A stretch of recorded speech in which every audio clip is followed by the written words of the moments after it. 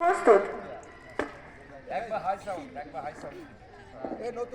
আমি শপথ করিতেছি যে মানুষের সেবা সর্বদা নিজেকে নিয়োজিত রাখিব, দেশের প্রতি অনুগত থাকিব, দেশের একতা ও সংহতি বজায় রাখিবার জন্য সর্বদা সচেষ্ট থাকিব। আমি নিজে অন্যায় ও দুর্নীতি করিব না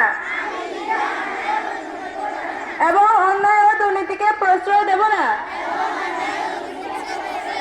হে প্রভু, আমাকে শক্তি দিন, আমি যেন বাংলাদেশের সেবা করতে পারি